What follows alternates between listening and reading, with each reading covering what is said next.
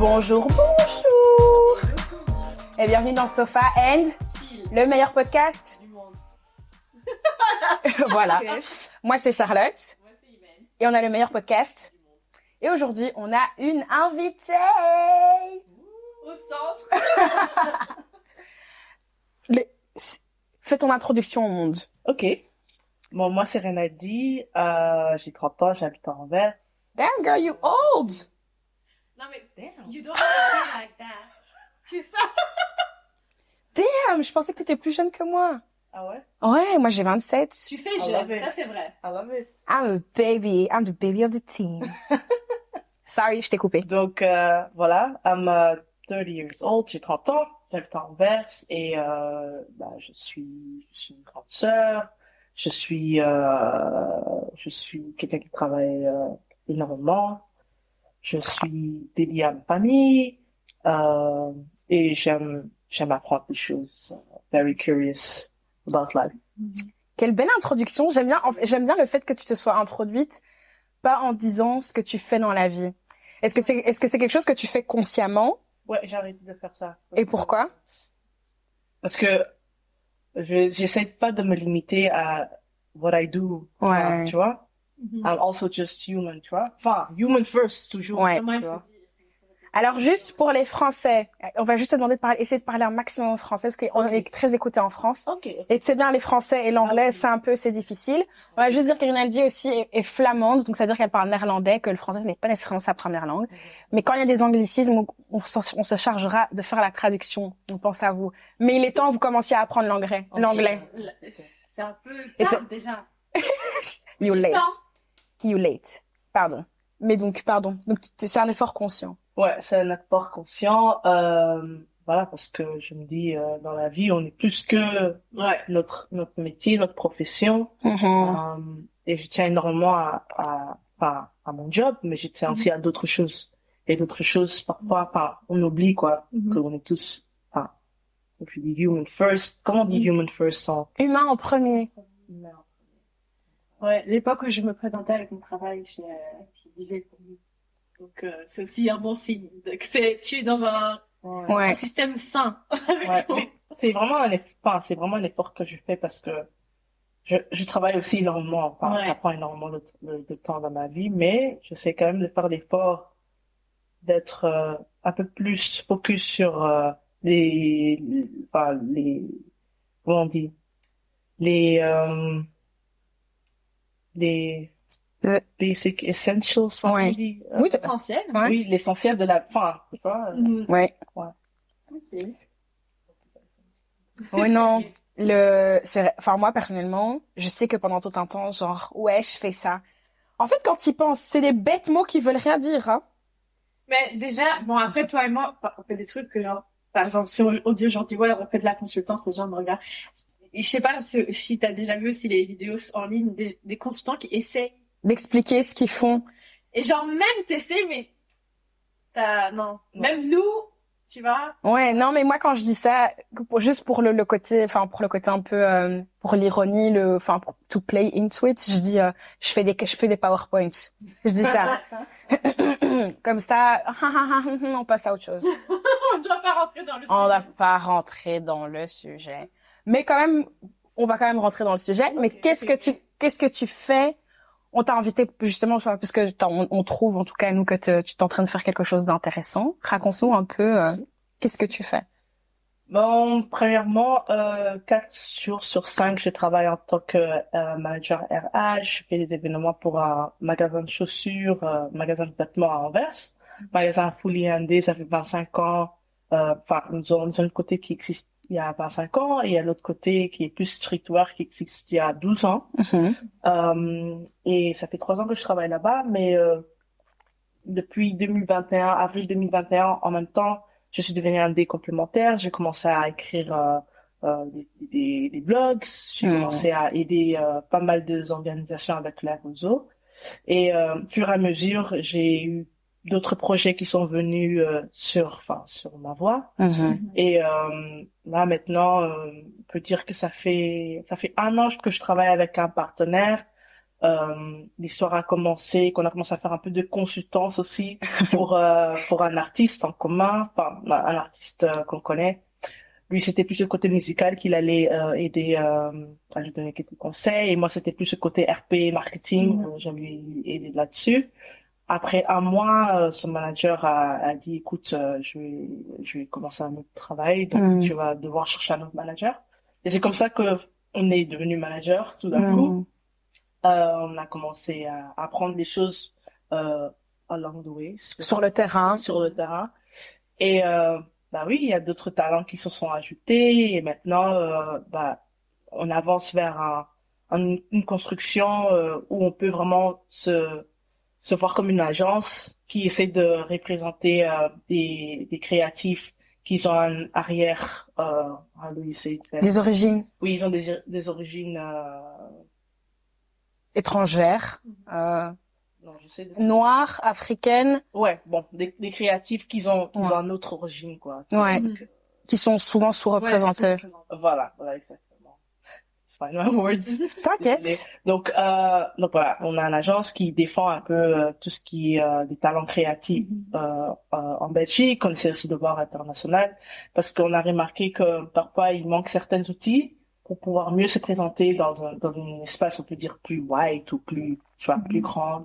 Et on essaie de donner ces outils-là un peu en mode pour savoir en tant que créatif comment te représenter, quoi. Mais quand tu dis te représenter, est-ce que c'est plus au niveau de ton image, ou est-ce que c'est même genre le concept musical sur lequel tu travailles? Premièrement, c'est l'image. Et après, il y a aussi le concept musical, où il y a mon partenaire Joe qui s'en occupe, qui essaie un peu de réfléchir avec l'artiste, si l'artiste le veut, bien sûr. Il essaie de réfléchir et de voir quelles sont les sonorités d'aujourd'hui, quelles sont les trends musicales que tu dois quand même garder en compte quand tu essaies de créer de la musique qui est assez contemporaine. Ouais, voilà. Donc avec ça, mais c'est surtout l'image, en fait, et surtout comment en tant que créatif, si tu veux vraiment que ça devienne ton business, c'est important de savoir c'est quoi les aspects business que tu vas avoir en tant que personne pour pouvoir avancer. C'est vrai que nous on aime beaucoup, on parle souvent de l'aspect marketing des choses. Par exemple, on va parler du rollout, des campagnes marketing de Rihanna, d'une influenceuse, de ceci, de cela. On va même parfois parler un peu PR. Ouais. Parce qu'il y a beaucoup de PR. Donc PR, c'est relations publiques, de PR stunts, donc des trucs qui font en PR pour faire en sorte qu'on parle des artistes. Comment vous avez remarqué qu'il y avait un gap à ce niveau-là, que ces artistes-là, ces créatifs-là étaient pas assez bien représentés? Est-ce qu'il y a des trucs que tu as déjà vu où tu t'es dit, là il y a un disconnect, tu vois? Parce que souvent, par exemple, il y a des artistes, ce qui se passe souvent, ce qu'on entend souvent, c'est que dans les labels de musique, par exemple, la musique qu'il va créer va être targetée pour une audience qui est plus j'aime pas ce mot, mais urbaine. Mais après, les gens qui font le marketing, c'est pas nécessairement des gens qui comprennent, qu'ils ont les affinités avec la culture, avec le target, l'audience qu'ils veulent targeter, quoi. Et en Belgique, est-ce que c'est vrai aussi, ou bien il y a quand même un peu de diversité à ce niveau-là, de ton expérience et de ce que tu as vu jusqu'à présent? Mon expérience, honnêtement, il y a vraiment il y a un gap. Il y a un gap. Après, je pense que c'est normal, parce que on est toujours, on est en Belgique. En Belgique, tu vois. Donc, le gap, il va toujours être là, mais tu vois qu'ils essayent quand même de rattraper, de se décler, mais c'est juste pas assez pour un artiste qui essaye vraiment de s'ancrer dans l'urbain, ou dans quelque chose qui est proche de son identité culturelle, tu vois. Et je pense que ils ont du mal à cerner ça. Et ils font de leur mieux, mais voilà, justement, il y a maintenant les agences comme Black Lab, l'agence que je construis avec Joe, qui va aider au moins l'artiste ou le créatif de pouvoir s'exprimer d'une manière que eux ils peuvent comprendre, sans que eux ils doivent aller chercher, tu vois. Ils peuvent venir avec des instructions qui sont assez claires. Et eux ils peuvent builder sur cela. Parce que souvent aussi, pourquoi ils prennent ça en main? Parce qu'ils voient que le créatif, lui-même, il sait pas. Ou elle-même, elle sait pas. Elle gère pas, en fait, tu vois. C'est ça le problème. Parce que si tu sais que tu as une certaine vision, tu viens avec, t'as tout ce qu'il faut, tu lui donnes juste les instructions. Mhm. Ils vont pas, Structuré presque. voilà, ils vont pas, enfin, s'ils ont vraiment l'impression que tu viens avec une certaine expertise et que tu sais de quoi tu parles, Ouais. ils vont pas, C'est plus facile à suivre et à respecter ton opinion parce que tu sais, voilà. c'est un peu Ça comme vient tout. de l'expertise, quoi. T'as fait t'as fait tes devoirs, quoi. Et tu viens, tu proposes un truc, c'est carré, image, press kit, Ouais. mood board, tout ça. Mais souvent, enfin, j'ai encore entendu ça dans un podcast, c'est, on sous-estime ou surestime, euh, la puissance d'un label, tu vois. C'est pas parce que t'es signé qu'ils vont tout faire, Ouais. tu vois. Ouais. Il y a aussi une grande partie que toi-même tu dois faire. Parce que j'allais juste te demander, genre, est-ce que vous travaillez juste généralement pour le label ou plutôt pour l'artiste directement? Non, l'artiste directement. Ouais. Mais est-ce que ça, c'est quelque chose auquel vous voyez travailler avec des labels directement ou pas du tout? Oui, mais a priori, on aimerait bien former l'artiste pour qu'il puisse aller Vers le label Ouais, par voilà. la suite. Donc, vous, vraiment, c'est un peu essentiellement des artistes indépendants. Mhm. Vous travaillez avec eux pour que, parce qu'en fait, maintenant, enfin, stop moi si je me trompe, hein. Mhm. Mais maintenant, pour un artiste qui n'a pas, par exemple, une communauté sur les réseaux sociaux, qui a pas déjà sorti plein de sons, plein de musique, c'est quasi impossible de se faire signer, en fait, n'est-ce pas? Ouais, après, ouais, en vrai, c'est vrai, parce que ta valeur envers un label, envers une banque, ça augmente quand toi-même t'as déjà fait le travail. Ouais. Quand t'as pas encore fait le travail, ils peuvent venir proposer un prix ou un contrat ou un deal qui te semble directement attirant parce que c'est beaucoup d'argent. Ouais. Après, tu te dis, mais après, tu comprends pas qu'est-ce qui est l'envers Du décor. l'envers du décor, tu vois. Et quand t'as déjà développé une certaine image, une certaine style et tout, c'est juste un plus, quoi. C'est un plus-value. C'est mettre de l'argent, c'est rajouter de l'argent, quoi. Voilà. Quand C'est tu vas pusher. négocier ton deal chez Sony ou chez Warner ou n'importe où, tu vas pouvoir dire, écoute, c'est ça que j'ai déjà pu builder pendant tout ce temps. Mon image, il est carré. J'ai fait tout ça sur TikTok, sur Instagram, peu importe. J'ai déjà, vendu quelques merch, mon plus-value. Enfin, je vais plus que...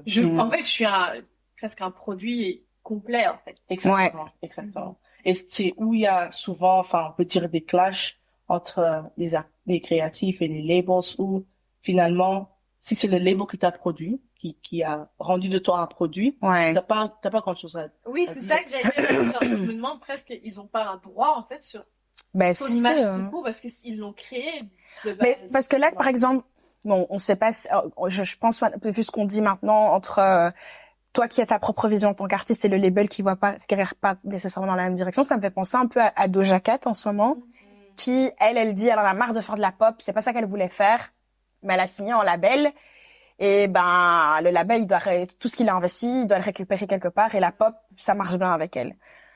Où est-ce que je voulais ramener ce point? Je sais plus. Voilà, c'était une information gratuite, c'est cadeau. Moi, plutôt, ça me fait penser à, genre, des artistes. Je vais, par exemple, je peux prendre, par exemple, Ariana Grande. Donc, c'est quelqu'un qui a démarré assez jeune. Ouais. Et par défaut, je suis quasiment certaine que le label a dû créer son image de départ. Ouais. Parce qu'elle était déjà dans la télé. Donc, ils ont dû faire quelque chose. Bon, on sait qu'elle sait chanter. Maintenant, il faut qu'elle devienne une image, un produit, et on va construire autour. Mais par exemple, je me dis toujours, on vit, on continue dans la vie. Est-ce que le label a toujours un peu un droit sur toi, puisque le produit que tu es, en fait, c'est eux qui l'ont créé. Donc, même si tu changes de label, est-ce que le label précédent a toujours un peu ses droits de dire, show me the money, un peu. Tout dépend du contrat. Ouais. Parce qu'il y a tellement, en travaillant dans l'industrie, on peut dire que j'ai découvert beaucoup de choses, comme il y a centaines de contrats, tu vois. Ouais. Tu peux tu peux avoir un contrat qui est juste publishing, tu peux avoir un contrat qui est 360 degrés. Voilà, 360 ça veut degrés. dire que un contrat 360 degrés, ça veut dire que c'est ton label qui fait tout pour toi. Exactement. Ton PR, même si t'es dans des films ou des histoires comme ça, c'est eux aussi qui s'en occupent. Si tu fais du merch aussi, ils vont toucher de l'argent. C'est tout. Mais en retour, c'est eux qui tiennent. Voilà, en attendant. Voilà. ils tiennent les rênes, mais ils mettent de l'argent dans toi. Ils investissent en toi aussi. C'est ça. Et c'est vrai que ces derniers temps, on entend beaucoup des histoires d'artistes qui ont signé des contrats caca boudin et qui pleurent, quoi. Enfin, quand tu penses en tant qu'artiste, si t'as galéré à sortir ta créativité ou tout ce que tu crées, et finalement il y a quelqu'un qui vient avec un sac d'argent, tu vois. Enfin, parfois les valeurs peuvent changer, tu vois.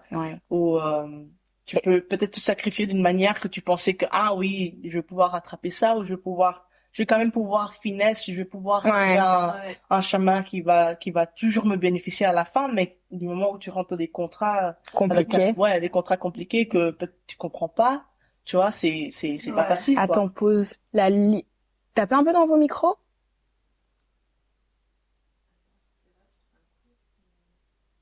Ah, ok, ça juste Oh, damn. God, j'ai eu chaud. Anyways. Et en fait, vas-y. Est-ce que tu trouves qu'à l'heure actuelle, signer en label en vaut encore le coup? En vrai, oui, ça dépend. Ça dépend. Les labels, ils sont vus comme des banques aujourd'hui. C'est vrai.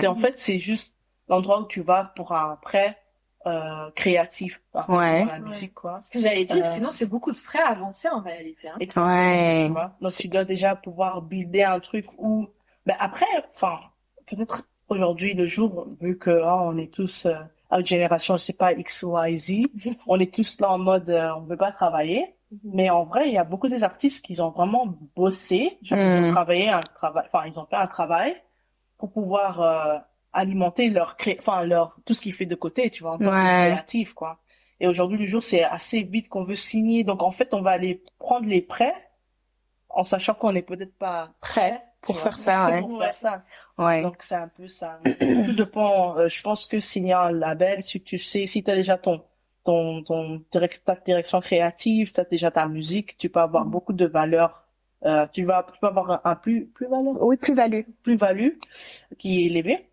Donc ça peut être intéressant parce qu'ils vont pouvoir t'aider pour vraiment propulser le truc. Mais en même temps, si tu as tes propres fonds et tu fonces et tu utilises toutes les tools qu'il y a aujourd'hui, tous les outils comme les réseaux sociaux, networking et la musique, bien sûr, parce que c'est quand même ça qui compte. C'est ça. La musique productionnelle, tout ça. Tu travailles avec bon matériel, tu travailles avec des producteurs qui sont pas mal, qui sont bien dans leur job. Tu vas pouvoir aussi créer ton propre lane, mais après, ça va prendre plus de temps. Ouais, parce que je trouve qu'en fait, ces derniers temps, on a quand même vu, des artistes qui sont en indépendant. Après, certes, ils vont pas passer en radio et tout ce qu'ils sont dessus, mais ils savent en vivre, ils en vivent très bien. Là, par exemple, je pense à La Russell, par exemple, qui est donc un rappeur américain, qui lui est en 100% indé. Il fait même des concerts dans son jardin. Enfin, le gars, il est vraiment, le gars, il est en avance sur tout le game, quoi. C'est, en tant que fan, tu peux investir dans sa musique et donc tu récupères de l'argent et tout. Et il a tout compris. Il a tout compris. Franchement, il est dingue. Moi, je l'ai découvert parce que Charlemagne the God. Charlemagne the God, qui est donc un journaliste du Breakfast Club, qui est donc Breakfast Club, qui est une émission américaine qui passe à la radio, sur la première radio nationale américaine, et qui interviewe souvent des artistes, la majorité des artistes américains, surtout ce qui est musique hip-hop, R&B. Aussi, si tu veux être relevant, je trouve que tu dois passer par le Breakfast Club. Ouais, de ouf. C'est impossible. Enfin, je veux dire, sinon. Mais c'est. Aujourd'hui, le jour, je sais pas trop, mais. Moi, mais c'est quand même, moi, par exemple, genre, si Charlemagne, c'est même, on me dit, va dans le Breakfast Club. Bien sûr, honey, I'm going. Bien sûr. Je sais pas. Non, jamais. Non, peut-être je devrais. Ouais. Mais être dans le Breakfast Club en tant qu'invité, waouh, le jour où je fais ça. Est-ce que tu crois que je vais répondre au téléphone? Je réponds même plus. Il fallait être là avant que j'ai percé. Fallait être là avant, t'as raté. Ah là là. Et puis moi j'ai aussi une question en lien parce que vous êtes sur Black Lab, vous êtes beaucoup sur TikTok et moi j'aime beaucoup vos TikTok parce que I'm a TikTok girly. Qu'est-ce que tu penses de la TikTokisation de la musique? Justement, je pense que j'avais vu un post passer tout à l'heure, j'ai pas encore eu le temps de de le lire ou de vraiment, enfin, c'était un reel. Et c'était le plateforme Iconic, je pense, Oui. de France. Ouais, très intéressant Qui aussi comme parlait plateforme. justement le TikTok fait pas vendre les tracks, en fait. Fait pas vendre des albums. Et il parlait de Coi Leray. J'ai pas eu le temps de développer, mais après, je me suis dit, franchement, c'est un peu compliqué. En fait, ça fait compliqué. Elle n'a pas bien vendu. Apparemment, non. Mais elle est C'est shocking. pourtant. Elle a pas bien vendu genre du tout, c'est vrai. Je me rappelle que j'avais vu ça aussi. Ben, j'ai l'impression, enfin, moi, par exemple, je sais que je connais plein de chansons. Je connais que la partie TikTok. Ouais. Et en fait, le reste de la chanson est plus... Ouais. Ouais. Mais tu sais, ça fait penser il y a cet artiste a utilisé cette chanson pendant 40 ans. Je crois qu'elle s'appelle Tate McRae. Je sais pas. Ouais. Donc elle a teasé un son pendant 40 ans sur TikTok. Mhm. Et puis après, ben, je suis tombée dessus, je l'ai écouté en entier, j'étais en mode mais non. Enfin, j'aimais pas parce que déjà, bon, comme tu disais, genre t'as la partie TikTok et puis t'as le reste un peu en mode ok.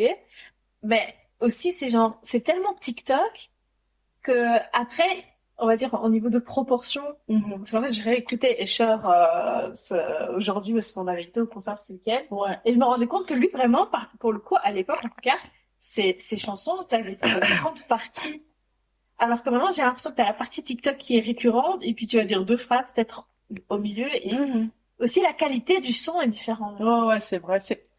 Il y a tout ce parti où, justement, les labels, parce qu'ils sont là, les labels, ils sont là pour l'argent. Oui.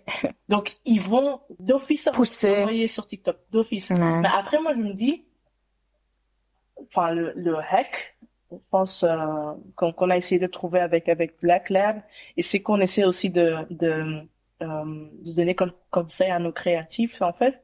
Même en tant qu'artiste, t'es plus qu'un artiste, tu vois.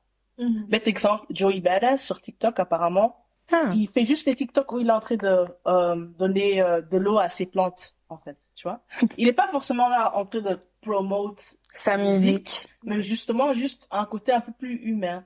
Ouais. C'est qui fait que tu vois Joey Badass, après tu dis en fait c'est vrai qu'il avait un son, je vais aller écouter, tu vois. Mais je vais pas être bombardé par son dernier son et toujours comment entendre les trois phrases et déjà sentir comme si tu connais. J'ai déjà écouté la chanson. Voilà, ouais. Non. Il y a ce côté, enfin, après, je me dis, c'est pas pour tout le monde, parce que pas tout le monde veut être assez public avec ce qu'ils font dans leur vie. Mais il y a quand même cet aspect où tu peux montrer que t'es un peu plus humain, en tant qu'artiste, qui peut attirer l'audience, mais d'une autre manière, et ensuite, guider vers ta musique. Ouais. Moi, je suis d'accord. Il y a, en parlant de ça, je pense, du coup, je pense à quand Justin Timberlake a rejoint TikTok, qui s'est fait lyncher. Tout le monde qui l'a regardé. En mode, like, they pushed him away. Et vraiment, ils l'ont fait en mode... Il a même posté encore. Il avait posté quoi?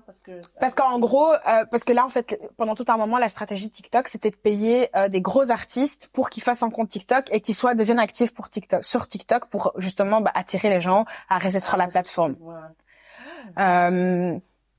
Justin Timberlake est arrivé, il a fait un TikTok, il s'est fait... Franchement, ça faisait très toxique, très Twitter. En mode, ils l'ont bully. Le truc, c'est que lui, il était déjà dans la sauce sur TikTok depuis un petit moment à cause de Britney. Tous les trucs qui étaient ressortis avec Janet. Et Britney, comment il était pas... C'était un peu en mode genre... What are you doing here? C'est ça, tu vois. C'est ça. Quand on parle du loup, mais on veut pas qu'il vienne, tu vois. Genre, c'est un peu ça. Ouais. Et du coup, ça me fait penser au potentiel revival. Je sais pas si vous avez vu qu'en ce moment, NSYNC, ils sont en mode, ils sont tout le temps ensemble et on sait pas pourquoi. Oh là! En mode nice. Ok. Pas en mode oh non, mais plus en mode De façon dont tu l'as dit, c'était pas. Tu vois? Non, mais un peu comme les Spice Girls aussi. Ouais. Spice Girls, Sugar Babes. Ouais, mais les Sugar Babes, ça a pas. C'est quoi les revivals de groupes qu'il y a eu ces dernières années que t'as aimé toi? Il y a pas. Il y en a pas vraiment. Maintenant, j'essaie de réfléchir quel groupe quel groupe j'aimerais revoir ou voir sur scène, parce que c'est vrai que quand il y avait tous ces groupes, on était trop petites. Ouais, on était trop petites en fait. Ouais. Destiny's Child, t'as dit je sais pas. T'as dit Destiny's Child, t'as dit je sais pas. Attends, je t'explique pourquoi. Donc trying to get canceled up in here. C'est pas ça. J'adorais à l'époque, mais je me dis, là, aujourd'hui, Beyoncé est tellement, genre, elle est tellement grande maintenant dans le domaine que j'ai peur que du coup, ça influe sur leur comeback parce que du coup, genre, elle aura encore plus de place qu'elle avait déjà Avant, alors qu'elle en avait déjà beaucoup. Moi, je pense que Kelly et Michel, elles seraient pas contre The Bag. Parce que, bon, elles ont pas les mêmes moyens que Beyoncé, quoi. Non. Beyoncé is Beyoncé, et puis bon, Michel. Oh, Michel. Non, put respect on Michel's name. Non, ça c'est vrai, mais, enfin. Une fois, j'avais vu un post sur The Shade Room et en fait, apparemment, elle a toujours comment ils appellent ça? Je sais pas si ça s'appelle ça le bridge. Ouais, c'est les Donc, bridges. c'est pas le chorus, c'est le bridge. Et C'est ce qui va t'amener, ouais. ça, et apparemment, c'était toujours elle qui le faisait et tout. Et t'es en mode, ouais, y a personne qui Nobody does a bridge. meilleur bridge qu'elle. Puis après, t'es en mode, I'll take it. Oui. Non, parce que franchement, là, parce que même c'est devenu une insulte, hein. Mais ouais. T'es trop, ouais. Non, mais genre, Non, c'est toi la Michel de l'équipe.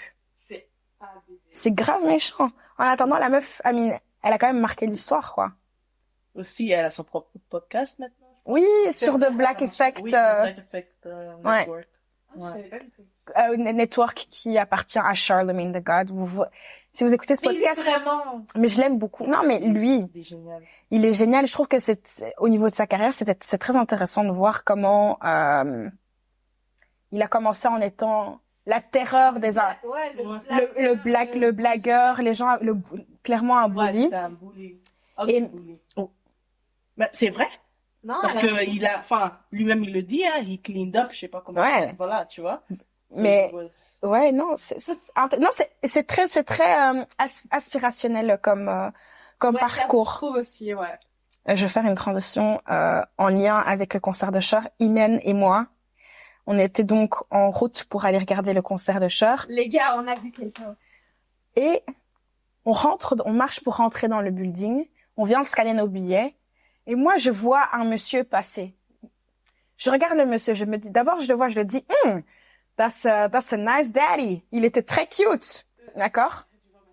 J'ai directement ouvert ma bouche. Et moi je l'ai regardé, mais je me disais, mais je connais ce monsieur. Et puis, genre, en fait, tu sais, il y a des gens que tu vois à la télé ou sur YouTube, et puis ça n'a pas de sens quand tu les vois dans la vraie vie. Et toi, qu'est-ce que t'as pensé quand tu l'as vu? J'ai vu, puis j'ai tenu, j'ai dit, c'est le gars de YouTube! On s'est regardé, et moi j'ai retourné la tête en même temps pour la regarder, et on a fait, c'était Zane Lowe. Zane Lowe. On a vu. Zane Lowe. Oh, wow. And I was like, Il est grand? he's Oui. tall. Oh là là, il est encore plus beau. En vrai, il est, non, ah, Ouais, ouais. les poils blancs, vraiment Silver Fox. Il était au téléphone. Quelqu'un, il était comme ça, il marchait. Une allure. Une allure. C'était vraiment businessman. He's so hot. Ouais. Genre, si vous écoutez ce podcast, vous savez que Black Men, c'est ma passion dans la vie. Mais lui, waouh. Ouais. Vraiment, ça, c'est waouh. C'est vrai, c'est pas l'endroit où tu penses voir un. Mais non. Quoi. Mais parce qu'on était à Paris. Zane Lowe, pour moi, il est aux États-Unis. Mais en fait, il était venu à Paris parce que Cher était faisait sa résidence et ils ont fait une interview. Tu l'as déjà écouté? Je l'ai déjà regardé, ouais. Non, j'ai pas regardé, j'ai menti. J'ai vu un extrait. Ouais. J'ai pas regardé tout. Mais justement, en fait, donc, du coup, Zane Lowe, c'est un journaliste dans le monde de la musique très connu. Et il interviewe toutes les célébrités, vraiment tous les artistes. Il a un deal spécifique avec Apple. Ah, et là, toutes les interviews pour Apple que vous voyez sur YouTube, c'est lui qui les fait. Si vous connaissez Mehdi Maizi, c'est son homologue américain.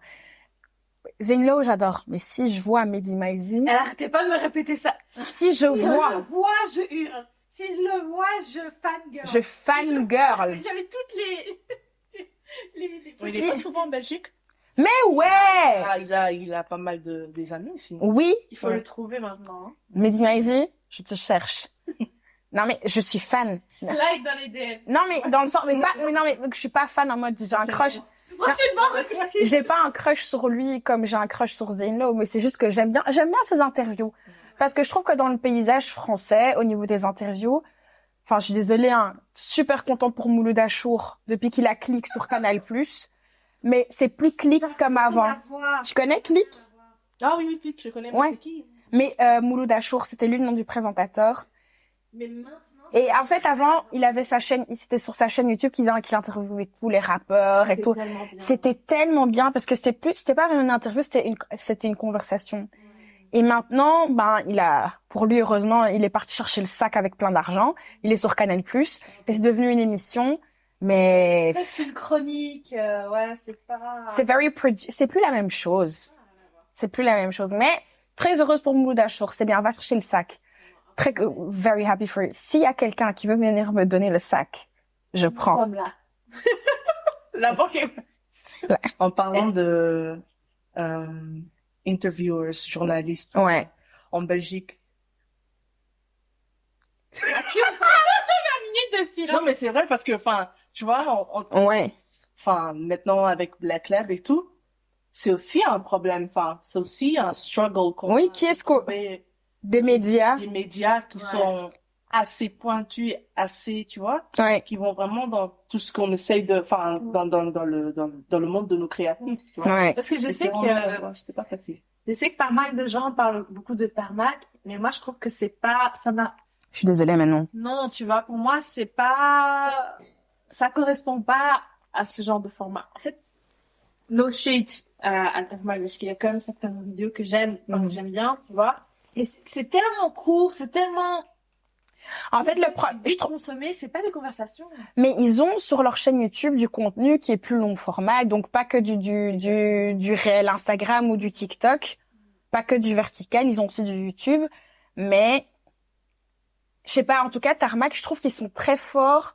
Leur format Easy News, c'est leur format qui est le plus connu, et c'est celui que tout le monde connaît, mais je trouve qu'ils font, enfin, le reste de leur contenu est pas assez fort. Il y a pas ce truc de, ok, enfin, je sais pas, le reste du contenu, j'ai l'impression quand même la moitié des gens savent même pas ce qu'ils font comme autre contenu. Et c'est vrai que je trouve qu'au niveau musical, Moi, Tarmac Radio, j'aime beaucoup, enfin, Ouais. Maxi et François et tout, enfin, j'aime vraiment, tu vois. ouais.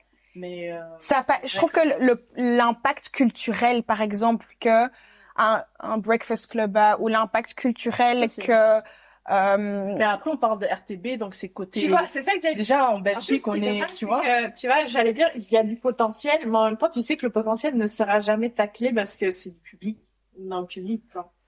Et aussi, enfin, en Belgique, donc, ouais, divisant en deux. divisant en deux. Est-ce qu'il y a assez c'est vrai qu'est-ce qu'il y a aussi assez de gens à interviewer? Je sais pas, tu vois. Ouais. Ben, c'est pas pour rien que les artistes toujours shiftent à un moment donné à la France. Ouais, parce que quand, enfin, un artiste qui est en Belgique, qui vient faire son concert à Belgique, il part où pour leur interview? C'est qui vont, enfin, C'est qui vont poser? voir? Ouais, c'est ça. C'est quel horaire? Ils vont nous appeler nous? C'est ça, c'est Mais le pire, c'est le truc, c'est quoi? C'est que enfin, quasi chaque semaine, on parle de musique dans notre podcast, de musique et de films ou de séries ou quoi que ce soit. En tout cas, s'il y a des gens qui veulent venir dans le les podcast. Zélo francophones avec plaisir. Franchement. Zane Lowe, Vraiment. appelle-moi. Ah, such a silver fox. I love men. Tu sais, pendant tout le concert, elle était en mode, I love men. Et en plus, parfois, elle était en mode, et à un moment donné, il enlève son t-shirt et en mode, Non, mais parce que, en fait, déjà, les gars, Usher, ok? Déjà, ça, c'est, j'allais dire full sentence. D'accord? Usher, il danse, il chante qu'il est toxique. Ce qu'il chante parfois est toxique. Mais je veux inviter sa toxicité. Lui, c'est le genre de toxicité que je veux inviter dans ma vie. Tu vois? C'est Quand même. Il a combien des années de carrière? 30? 30? Parce qu'il a commencé, il avait 14-15 ans, hein. Et il a 45 ans. D'ailleurs, petite parenthèse, j'étais MDR dans ma voiture, parce qu'en fait, il y a une chanson que j'ai découverte il y a quelques jours. C'est une ancienne, hein, le chat. Que j'aime bien. Mais j'ai jamais regardé avec qui il la chantait, tu vois. C'est qui? J'étais dans ma voiture, elle passe. J'ai dit, vas-y, je vais regarder. C'est qui? J'ai vu R. Kelly. Hey! Same girl. Same girl. J'aime beaucoup cette musique, mais là, j'étais en mode... Side eye. Je sais plus quoi faire. Criminal, side eye. Criminal, offensive, side eye. Qu'est-ce que tu penses? Est-ce que on peut écouter, si un artiste fait des trucs pas bien, est-ce qu'on peut quand même écouter sa musique ou pas? Prenons le cas de R. Kelly parce que ça c'est le summum. Oui, but C'est compliqué. je vais être cancelled parce que non, je vais être cancelled parce que pour être un créatif, tu dois être cinglé. Tu dois être non, c'est vrai. Je suis d'accord, ils doivent tous aller chez la psy. Ouais. Le problème, c'est qu'à partir du moment où ils vont chez la psy, après, ce qui output, il est pas aussi bon. Mais c'est C'est comme ça. Donc c'est un peu ça le comment on dit le curse. ouais. Ouais. Tu vois, c'est un peu Qu'est-ce qu'on veut? ouais, tu vois. Donc en fait, quand c'est tout justicey, on n'aime pas. Et Ouais. quand c'est toxique, on aime bien, mais en même temps, quand c'est toxique, c'est vraiment toxique dans la vraie vie. Ouais. Ils bêtisent, enfin, ils font des trucs qui sont pas OK. Ouais. Ouais. Mais en même temps, si on enlève tout ça, Mais pourquoi est-ce que la créativité doit venir de la de- Ah. on est tous, enfin, On est tous à la fin, hein. America all over. On aime trop le trauma, le violent. Enfin, tu vois, Ouais. tout ce qui est mal, en fait, en tant que personne, we are really, enfin, on est vraiment des sinners, en fait, tu vois.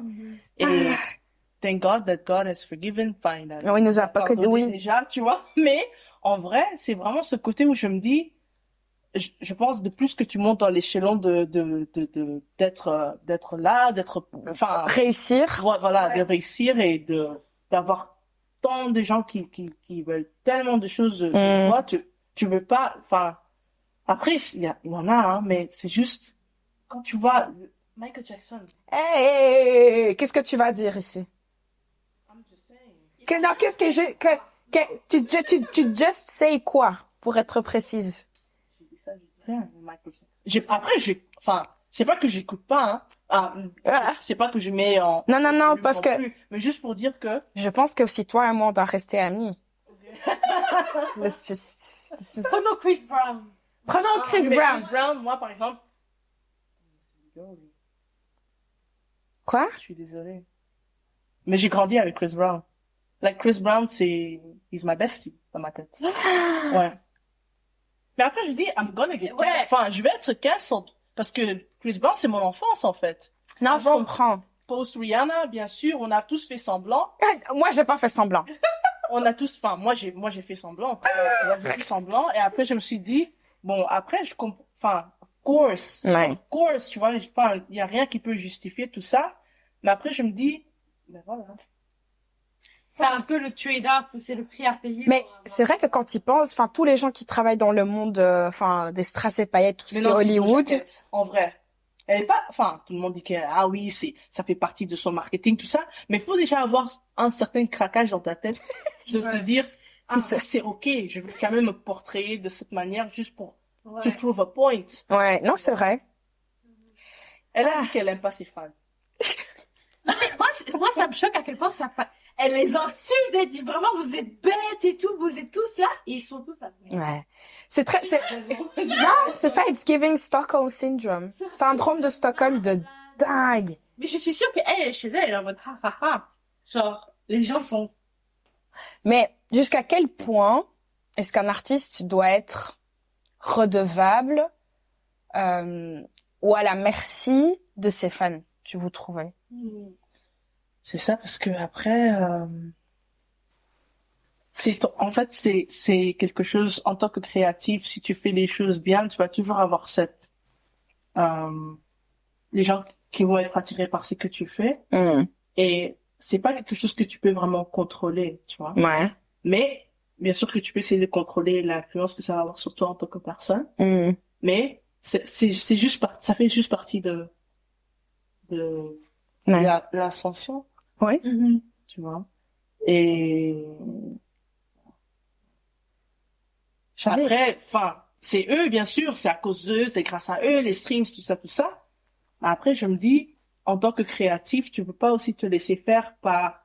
Parce que c'est ça qui se passe, souvent, tu vois. Ils commencent à se sentir trop entitled, Ouais. tu vois. Or que, non, je reste en fait quelqu'un que tu connais pas, il y a une certaine distance. Ouais. C'est, comme ils disent, des relations Pas parasocial. parasociales, tu vois.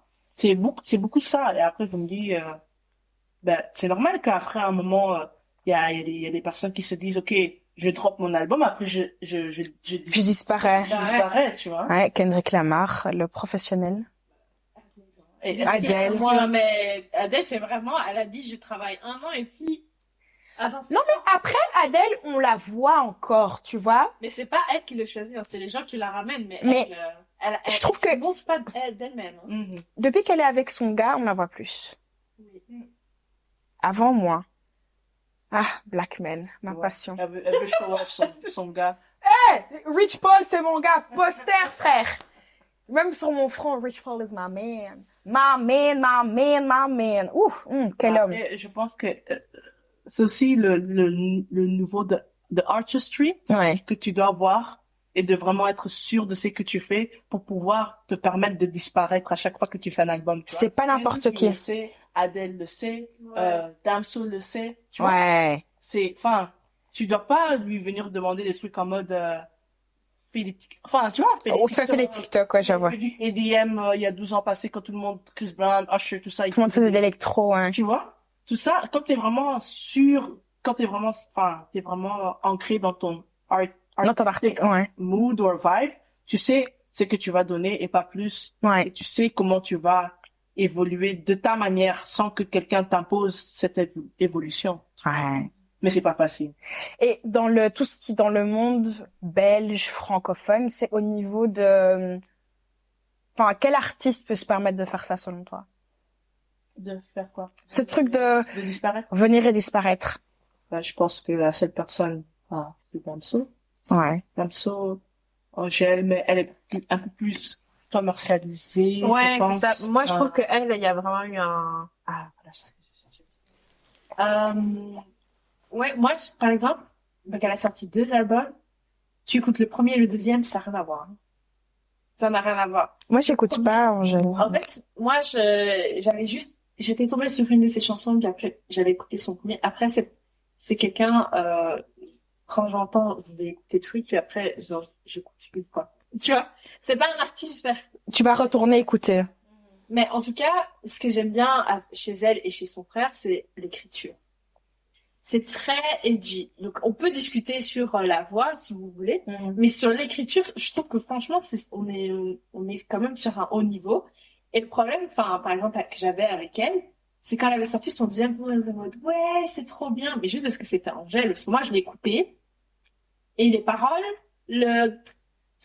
en fait, ça patte, entre guillemets, qu'elle Ouais. avait, mais voilà. Mais c'est commercial du début à la fin, et j'étais un peu en mode genre, mais moi, je veux plus jamais l'écouter.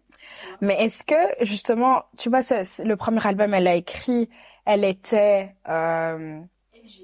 edgy, elle était quote unquote personne, elle avait une vie normale, une vie lambda.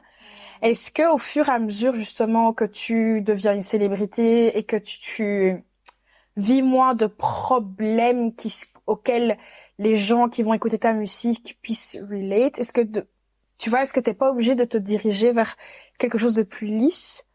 Vous voyez ce que je veux dire? Mais par exemple, Kendrick n'a jamais Non, été après, lisse. t'es pas obligé. Oui, mais Kendrick n'est pas lisse, mais Kendrick n'est pas pour tout le monde. Kendrick est populaire, tout le monde respecte Kendrick Lamar, je trouve, tout le monde connaît Kendrick Lamar. C'est pas tout le monde qui va écouter Kendrick Lamar. Moi, par exemple, son dernier album, alors que qui me connaît, j'aime énormément Kendrick Lamar. Son dernier album était moins pour moi, mais aussi c'est parce que moi j'ai un problème, c'est que quand tout le monde parle de quelque chose, j'ai pas envie d'écouter. J'ai toujours allé écouter, mais genre peut-être 1 an après où je trouve que je peux m'approprier la chose, tu vois. Ouais. Mais c'est ça que parfois on n'arrive plus à faire, je pense. On est tous là en mode, il y a un album qui sort à minuit, et à minuit 10, on a déjà Des reviews. on a déjà des reviews et tout, alors que non. C'est Il y a pas certaines œuvres, mais bon, après, en même temps, ça revient à ce que tu viens de dire en termes de commercialisation ou tout ce qui est peut-être label et tout. Est-ce que les gens, ils créent vraiment des albums quand ils le faisaient back in the days, tu vois? Vraiment, Ouais. à l'album où t'es là, you have to sit with it, tu dois te l'approprier, tu dois Ouais. vraiment prendre le temps. Est-ce que Est-ce que vous avez des artistes enfin, pas des anciens artistes comme par BH, tout ça, mais des artistes du dernier temps que tu peux réécouter leur projet et que t'es là en mode, ouais, c'est vraiment from the beginning, du début jusqu'à la fin que t'es vraiment, Mais qui sont sortis il y a pas il y a pas très longtemps. Moi, j'ai quand même, moi, je l'ai écouté après sa sortie, pour le coup. Ouais. Mais Mac Miller, en fait, son dernier album, donc avant qui, c'est vraiment un album, je retourne tout le temps dessus. C'est très, très bien écrit. Et ça avait été, en fait, je pense que le fait que ça a été produit par J. Cole aussi me biaise. Ouais. Parce que même la production derrière, c'est incroyable. Et donc, du coup, enfin, j'ai remarqué que c'est un album vers lequel, je sais pas quoi écouter, j'y vais. Moi, j'ai deux grands amours dans cette vie. Au niveau de tout ce qui est Chrissy. Vraiment sa musique, et Luigi. Je trouve qu'ils sont au niveau de au niveau de leur façon d'écrire et la façon de produire leur musique, ils sont très sans, c'est pas la même chose, mais je les classerais dans la même catégorie, dans le sens où ils sont très forts, je trouve qu'ils sont très forts dans l'écriture. Luigi est beaucoup plus dans Luigi en fait, ce qu'ils ont en commun, c'est qu'ils te racontent une histoire. Et moi, j'adore les histoires. C'est ma passion dans la vie. Genre, tu m'appelles, tu vas me dire, tu sais quoi, que je me disais, justement, aujourd'hui, il y a personne qui raconte des histoires. C'est ça qui manque, tu vois. Un peu Same Girl, si vous écoutez du début à la fin. Conversation, en fait. C'est vrai. Mais bon, après, Don't get us cancelled! après, R. Kelly Trapped in the Closet, c'est Bon, on va allez écouter la chanson, hein. le plus longue histoire écrite, enfin, je sais pas, Ouais. Kendrick Lamar, The Art of Peer Pressure. La chanson dure 10 minutes. Il raconte comment il a fait un cambriolage avec ses potes et il a failli se faire arrêter et il y a échappé de justesse. Mais c'est toute une histoire, tu vois. Mais moi, quand je l'écoute, je suis dedans. Je suis là, ouais, we made the left, we made the right, et je suis dedans, je suis dans l'histoire. Mais ça me fait penser à, je crois que c'est John Lucas. Ouais. Il a une chanson, 100. Je connais. J'ai jamais écouté Joyner. Je vois qui c'est, mais j'ai jamais écouté. Et à écouter cette chanson. Vraiment. En fait, tu suis le cycle d'un billet de 100 au States. Oh. Ah! Incroyable. Cette chanson, à chaque fois que je suis là en mode, et en plus, il avait fait aussi un clip, et tu suis le billet, quoi, tu vois, et tu vois vraiment ça tu vois, des concepts. Ouais, des concepts. Et toi, attends, avant qu'on avance, est-ce que toi aussi, quand on te dit ça, enfin, c'est quoi un album ou quelque chose vers lequel tu retournes tout le temps? Je vais devoir réfléchir parce que c'est vrai que c'est quand même, je suis énormément matrixée par tout ce qui est podcast. Ouais. Que je me rappelle même plus. Après, en tant que Congolaise que je suis, je vais te dire Koffi Olomide. Parce que après, c'est pas à 100% du storytelling tout le temps, mais c'est son adoration des femmes, un grand poète, tu vois. Mais en termes d'histoire. Mais, non, ou bien, c'est ça, Control. Ah, oui, non, parlons de César. Ouais, parce que moi, Control, hein. Après, le reste, c'est vrai que, moi, non, son dernier là, moi j'étais énervée, hein. Moi j'étais énervée parce que pourquoi tu m'as fait attendre 5 ans pour faire ça? Non, mais aussi après Control. Non! Cet album était vraiment... l'histoire de ma life. Il n'y a pas une seule soundtrack que j'aime pas de cet album. Ça, c'est un album, par exemple, qui c'est un album qui nous a marqué. Mais moi, je l'écoute encore tout le temps, hein. Ah! Et c'est un album, je trouve, qui est en fait, le truc, enfin, je sais pas si c'est un gift and a curse. Son premier album, ça a directement été un classique, en fait. Et comment est-ce que tu fais pour surpasser ça? Enfin, tu vois, genre, parfois, je me dis, elle aurait peut-être dû faire comme Lauryn Hill et s'arrêter à 1, tu vois. Parce que je suis désolée, hein, SZA, en fait, le truc, c'est quoi? C'est que ça, c'est mon explication et mon interprétation de la carrière de SZA, c'est qu'elle a droppé ce classique. Et après ce classique-là, elle a fait beaucoup de collabs. Et donc, et là, maintenant, en fait, elle avait un public qui était beaucoup plus R&B. Et après, elle a eu un public qui était beaucoup plus pop. Et j'ai l'impression qu'elle a voulu faire un peu merge les deux mondes, mais je trouve qu'elle a pris le pop a pris l'ascendant, en fait. Et moi, personnellement, moi, j'aime bien tu sais, raconte-moi une histoire, dis-moi comment, quand il t'a plaqué, tu t'es pas lavé, tu t'es couché par terre et tu savais pas si tu voulais encore respirer, tu vois. Dès que The Weeknd passe, elle hurle la chanson. Non. Non, parce que The Weeknd, c'était vraiment une chanson à une partie très particulière de ma vie, là. J'aime beaucoup d'ailleurs le clip. Je suis la seule personne, je crois, qui aime.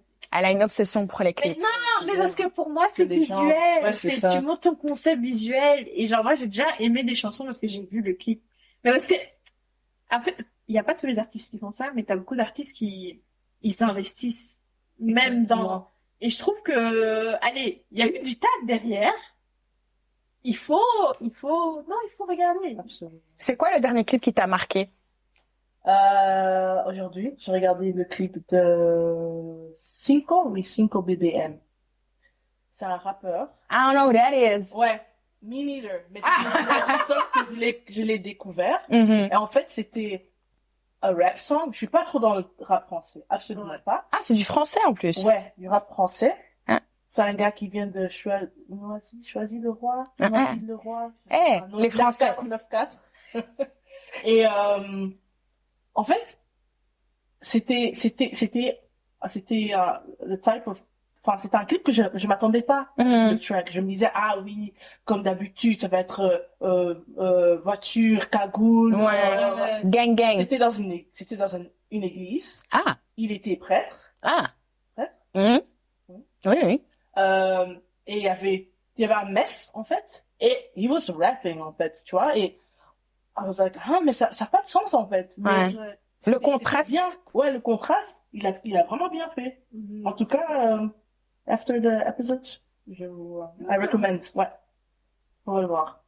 C'est surtout ça. Après, je me suis dit, mais j'ai jamais entendu ces sons, j'ai jamais entendu de ce gars. Après que je suis allée voir ces d'autres clips, en effet, c'était plus ça. Ouais. Mais ce clip-là m'a vraiment marqué. Et j'avais vraiment l'impression qu'il a vraiment travaillé ce côté visuel. Et parfois, c'est ça qui manque parfois aussi. On essaie trop de faire le truc très vite, popcorn, TikTok, tout ça. Et tu sens vraiment là, c'était travaillé. Ouais. Un truc, Et toi, c'est quoi le dernier clip, c'est quoi le dernier clip qui t'a marqué? Pas forcément qui m'a marqué, mais que j'ai le plus aimé. Ça va plus vous marquer parce que j'ai été le revoir après. C'était le dernier clip de Victoria Monet. Ouais. On My Mama. Ouais. Et c'est pas particulièrement parce que il y a une histoire derrière, c'est juste parce que j'apprécie l'effort qu'ils ont essayé de mettre pour set de mood. Ouais. Tu vois? Genre chaque séquence, tu sens la... C'est un univers. Tu prends l'univers, c'est agréable à regarder. Et donc, du coup, ouais, pour ça, je pense que c'est le dernier clip que j'avais vu. Après, qui m'a marqué. Le dernier que j'avais regardé, en fait, c'est, it's gonna take a dark turn. C'est une vieille chanson de Take Me to Church de Ozzy. Ouais. En fait, le truc, c'est que ça m'a marqué parce que je l'avais vu une fois en fond vite fait, mais en fait, j'y avais pas pensé. Et puis une fois, j'ai regardé, et en fait, si vous regardez vraiment tout le truc, en fait, vous regardez, c'est un couple gay qui s'aime, et il y en a un, en fait, qui se fait tuer, en fait, par un groupe d'homophobes, en gros. Et en fait, mais t'entends la chanson un peu angélique, nanana, mais en fait, c'était cool d'avoir... En fait, faut regarder le clip avec attention et écouter pour que tu comprennes, en fait, ce qui se passe. Et donc, du coup, je pense que ça m'avait marqué parce que je me disais, ouais, c'est le message, il est fort, quoi. C'est un peu genre Popak Mountain, des fois. Vous voyez ce que je veux dire là? C'est des vrais supports, en fait. Faut vraiment travailler là-dessus. C'est ça. Moi, je suis pas très clip, hein. Mais c'est vrai qu'on regarde. Mais c'est parce que je regarde pas. Ça se fait plus trop de regarder les clips. Comme à l'époque où c'était tout le temps à la télé, tu vois, tu mettais ouais, non, c'est vrai. C'est quoi le clip qui a marqué votre enfance, tiens? Michael Jackson, Thriller. Girl, moi aussi! Ouais. Mais moi, c'était au stade où tu disais le mot Michael Jackson avant que j'aille au lit, je dormais pas la nuit. Voilà. Je voyais que le visage de, tu vois, blanc! Comme ça. Quand il tourne, ouais. Non. Ah, mais dites-nous si vous avez la même chose. Moi, j'avais pas ça. Mais en fait, moi, il faut savoir que moi, quand j'étais petite, j'avais peur de Mylène Farmer. Donc, à chaque fois que je faisais un cauchemar, ou genre quand il fallait jouer une sorcière ou quoi, c'était elle. Et donc, dès que Ah non, non, dans ton rêve, tu la typecast. Girl. dès que je la voyais à la télé, j'étais pas bien. Mais les gars, les Français, je sais pas, on peut discuter à un moment donné, je ne comprends pas votre, La fascination. Mais non, mais moi, je dis tout le temps. Je dis tout le temps. Déjà, she whispers, ça aussi, ça me fait peur. Hein. Les Français n'aiment pas les chanteurs qui savent chanter. C'est toujours les gens qui chuchotent. Car on dit Carla Bruni, Mylène Farmer, Claire Kame, bon, Johnny, et puis ils ont le Johnny Hallyday. Bon, Johnny, encore on peut discuter. Alain Souchon. Et en plus, et ils ont toujours, il y a il y a genre 10 artistes qu'ils aiment bien des années 70, 80. Et depuis, ils restent bloqués sur ces gens-là. Tout le temps. Aujourd'hui, émission spéciale Johnny Hallyday. Aujourd'hui, spécial Charles Aznavour. Frère, l'année passée, t'as fait la même émission. Mais ça se fait beaucoup moins qu'avant quand on était petite. Moi, c'est comme ça que je connais tous les classiques français, en fait. Ah! Je mettais TF1 et toutes les semaines. C'est soit de TF1, c'est soit de France 2, c'est les mêmes émissions. Oui, spécial Jacques Brel. Céline Dion, je crois qu'elle vivait en France, hein, en 2000, parce qu'ils faisaient tellement d'émissions sur elle. Elle devait pas quitter le territoire. Choisissez des autres gens. Non, mais, choose other people. C'est ça. Mais je pense que en France, parce que j'ai jamais remarqué ça aux States. En tout cas, c'est quelque chose que je ressens énormément en France. Il y a un lien entre la télévision et les labels, je pense. Ah oui, de dingue. C'est toujours les mêmes artistes qui vont se retrouver sur TF1, par Ouais, exemple. c'est des deals, hein. Mais c'est des deals, mais par exemple... Radio aussi, hein. Quand ils parlent de payo, là. Parce qu'il y a ce truc ici aussi, hein. Où les radios sont un peu, enfin, pas payés comme ça. Oui, mais il y a un lien. Mais TF1 a un label, hein. Par exemple, tous les gens qui sortent de leurs émissions, c'est sur le label de TF1 qui sortent et c'est comme ça qu'ils le mettent, et du coup, ils alimentent le stardom de la personne parce qu'ils les mettent dans toutes leurs émissions pour qu'ils passent partout pour que on vende après. Ouais, c'est ça. Mais parce que aux States, ça se fait pas tant que ça. Disney Channel a un label qui est non, ils ont pas un label mais ils travaillent en close collaboration avec un label. C'est pas Columbia, c'est un autre. Enfin, il y a beaucoup de gens de chez Disney qui se retrouvent chez RCA aussi après. Il y a des liens partout. Mais je pense qu'on va commencer à clôturer l'épisode. Mais avant de clôturer, j'allais justement demander le content of the week. Mais vas-y. Juste une dernière question. Parce que là, on a parlé de musique, etc. Voilà. Mais je voulais savoir, qu'est-ce qui t'a poussé à take the leap et à te lancer dans ce que tu fais actuellement? C'était vraiment graduellement que ça... Et juste le feedback que je recevais des gens et pas mal de travail que j'ai fait dans le secteur, dans le sens où j'ai essayé vraiment d'être autodidacte et d'apprendre pas mal de choses. Et là, je suis en train de take the leap, en fait. Je suis pas encore in the leap ou je sais pas comment... Pour moi, tu l'es. Ouais. Oui. Je dois encore vraiment me lancer dedans. Là, je suis à un moment de transition, je veux dire. Ok. Mais en tout cas, c'est vraiment, enfin, je pense que c'est grandir avec les Brilliant Idiots, Charlemagne the God, des trajectoires super, enfin, pas communs. Je dis, pourquoi pas, en fait? Pourquoi juste pas essayer et voir où ça va m'emmener. Et c'est vraiment dans tout ce que j'essaie de faire, just doing it. Et sur tes réseaux, tu parles très souvent des Sunday Scaries. Explique un peu ce que c'est et comment est-ce que ça, c'est quelque chose qui t'a motivé à faire ce que tu fais maintenant?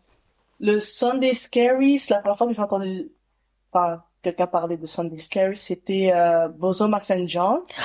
Girl! Ouais. J'ai regardé son interview hier sur Stephen Bartlett. Là, c'est là-bas qu'elle parle de Sunday Scaries. Ah, donc ça il y a pas longtemps en fait. Ah, moi je connais. OK. Ouais, les Sunday Scaries, c'est vraiment, enfin, elle parlait du fait que il y avait un moment dans sa vie qu'elle s'est dit, je veux pas, enfin, le Dimanche soir, je veux pas avoir ce peur, ce craint d'aller au travail. Le lundi, ouais. Je dois trouver une manière de pas avoir ce Sunday Scaries. Et je pense, enfin, Diary of a CEO, c'est vraiment un podcast que maintenant j'écoute de manière religieusement. Et ça, c'est un truc qui m'a vraiment touché. Et Bozoma St. John aussi, sa trajectoire, elle a travaillé chez Netflix, elle a travaillé chez... Pas travailler, c'était la CMO. Il faut dire les termes. En tant que femme noire. Pas d'impact en tant que femme noire dans une industrie en CMO de Uber. Ah, donc elle peut vraiment mettre ex-Uber. Ex-Netflix. Elle peut mettre beaucoup d'ex. Mais surtout, today, who she is, bad bitch.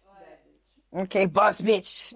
En tout cas. Et j'aime bien, en fait, ce que j'aime beaucoup chez elle, c'est qu'elle a travaillé pour les énormes boîtes, mais quand tu la regardes, elle est toujours hyper excentrique dans sa façon de s'habiller, ses cheveux, ses lèvres, ses ongles, tout. Ouais, mais c'est ça que tu... J'adore.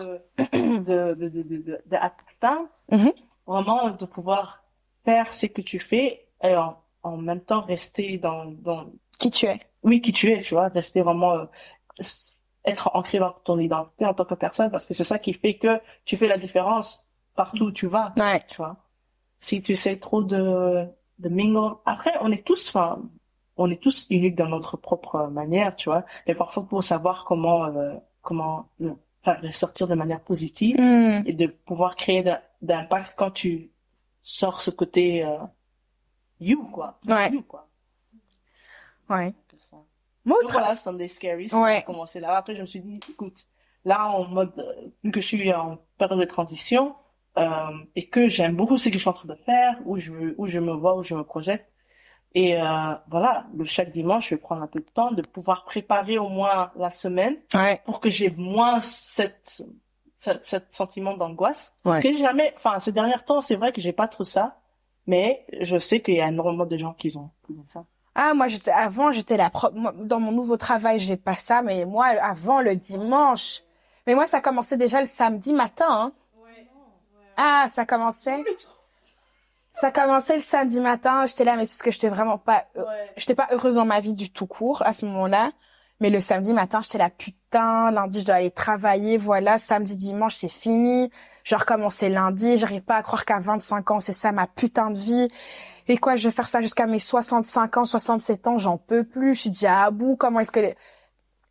Justement, si t'avais un conseil à donner à nous,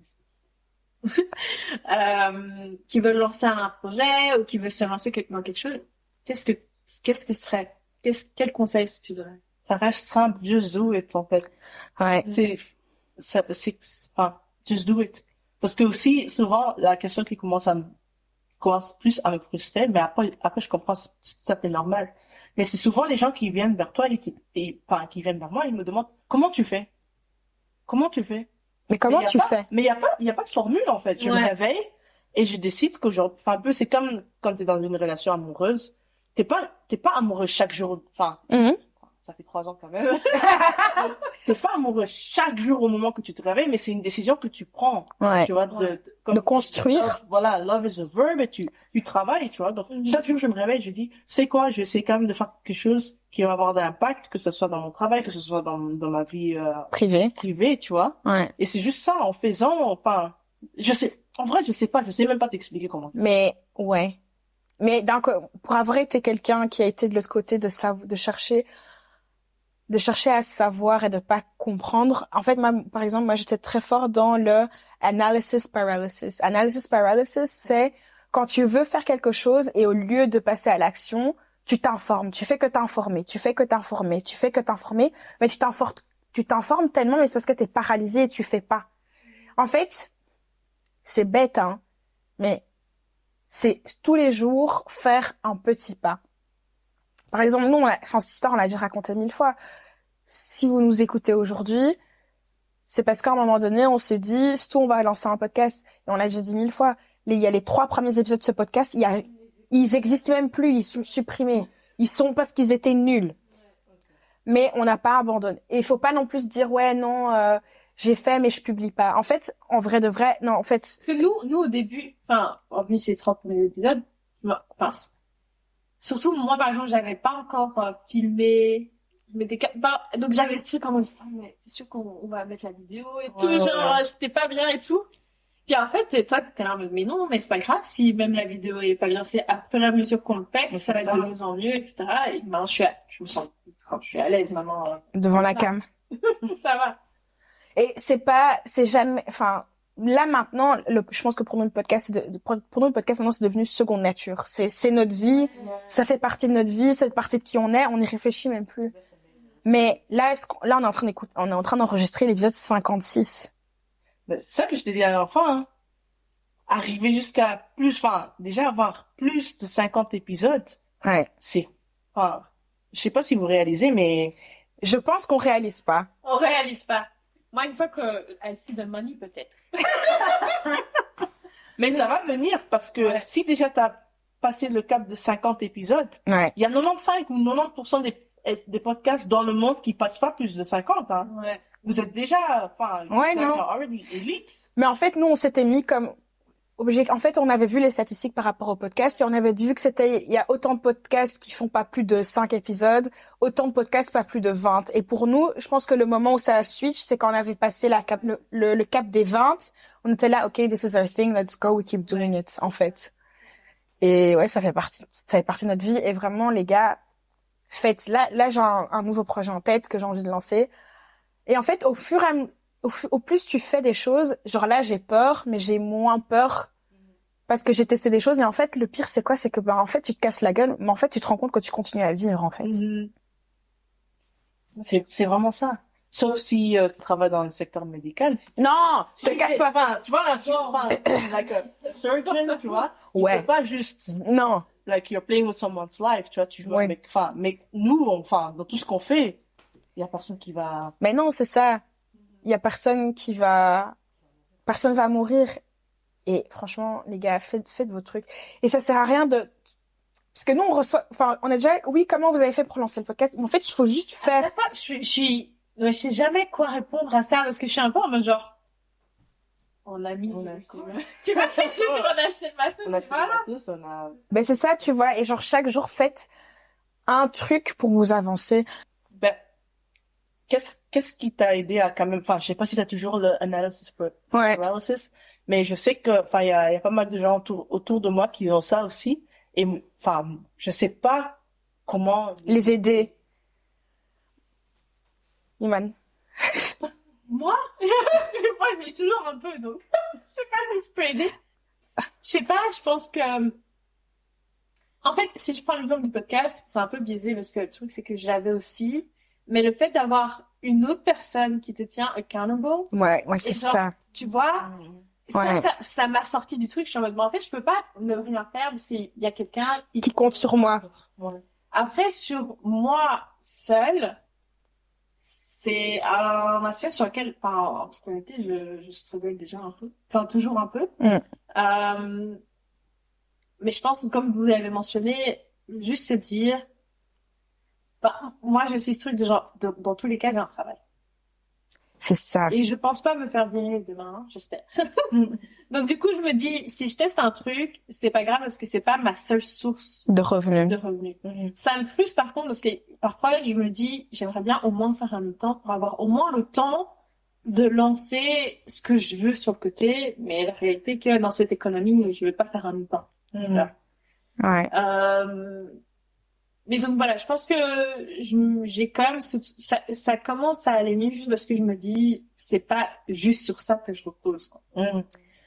Bon. Mais en termes de conseils, si, enfin, tu dis que toi-même t'as Ouais. ça, mais enfin, comment tu aides? Ben, moi, mon truc avec elle, c'est, d'ici vendredi, t'as fait ça. D'ici tel jour, t'as fait ça. Mais est-ce que si tu l'as pas fait, elle peut Non. elle peut te gronder ou enfin? Moi, je lui dis, pourquoi t'as pas fait? C'est pas une excuse. Tu vois? C'est pas une... Enfin, vous êtes. Ah, bro, oui. S'il y a pas de, ici, non. Ouais.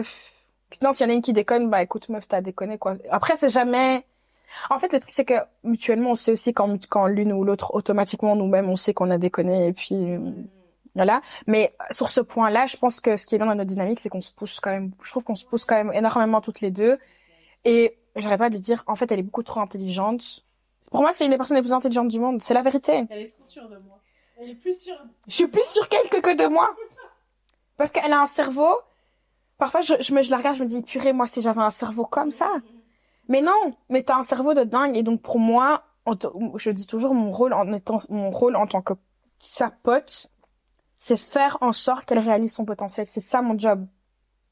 C'est de la pousser parce que il y a trop de potentiel. If she's rich, I'm rich. We're all getting rich. Everybody's rich. You get a car, you get a car, everybody got a car. Ça, c'est ça c'est ça, tu vois.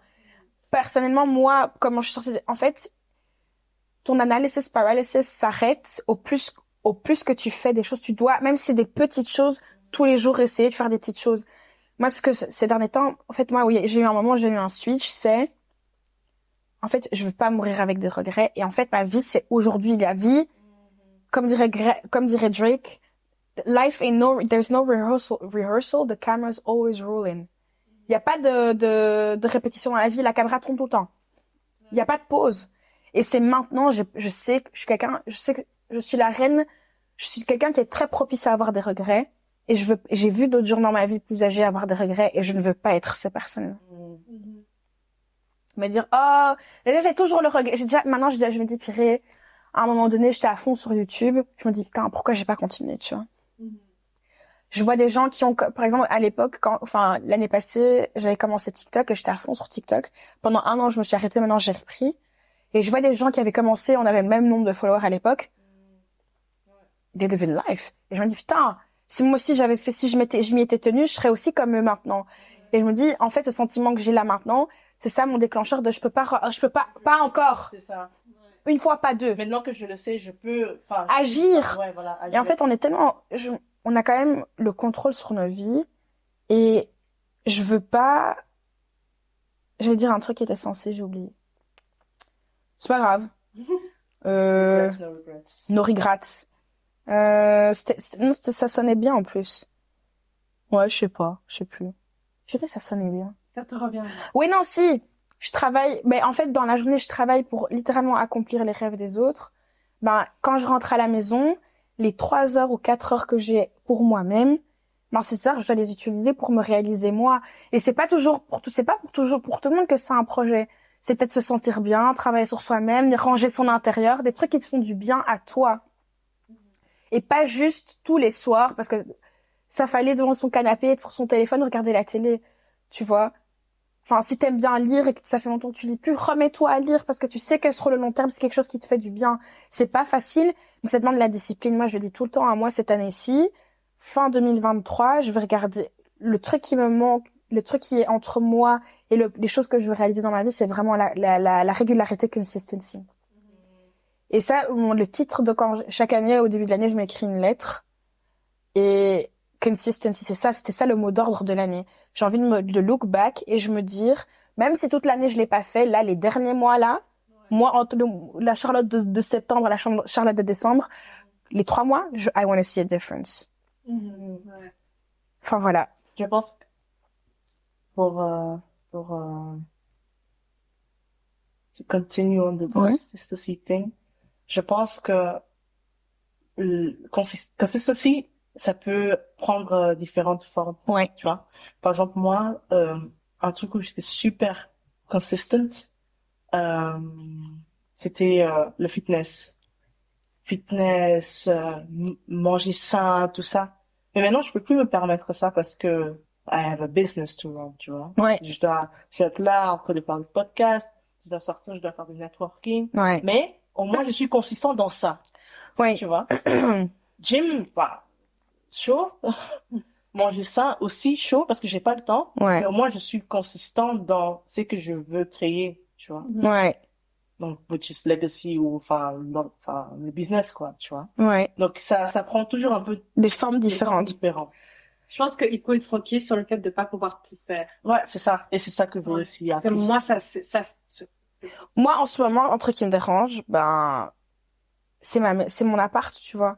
Genre, j'arrive pas à me dire, je vais éditer le podcast, je vais faire mes TikTok et travailler, puisque j'ai un travail. Et en même temps, vraiment un appart aussi rangé que je le voudrais. Mais ça, c'est un truc avec lequel j'ai décidé de faire la paix avec, parce que déjà, de base, je suis pas la personne la plus organisée. Dans mon appart, ce sera propre, oui, mais organisé, tout, non. En ce moment, c'est ce dont j'ai envie, mais c'est pas là où j'ai envie de mettre mon énergie, en fait. Et avant, enfin, j'ai toujours dit, quand on me disait pour faire un choix, non, moi, je veux tout. Je veux tout et je veux tout en même temps. Oui, mais en fait, oui, je veux toujours tout en même temps, hein. Mais, il y a des mini-choses que, ok, tu dois, Ouais. je dois let go, quoi. Tu peux tout avoir en même temps, mais ça veut pas dire que tout va arriver en même temps. Ouais. Tout peut se complémenter et à la fin, t'auras tout, mais ça veut pas dire que tout will show up at the same time. Ouais, exactement. Ouais. Deep. C'est une bonne manière de clôturer. Voilà. En tout cas, on veut te dire un énorme merci d'être venu. J'espère que ça t'a plu. Ouais. Euh, Je suis plus relaxée. ouais. Enfin, plus rapide. On est super contents. Où est-ce que les gens peuvent te trouver? Sur Instagram, Black Lab Agency ou Studio Connaissance, parce que j'ai d'abord commencé en tant que un des complémentaires avec le nom Studio Connaissance. Et Black Lab sur TikTok aussi, Black Lab Talk. Et voilà. Ouais. On mettra toutes les informations comme d'habitude dans la barre de description. Et nous, on se voit la semaine prochaine. Bye.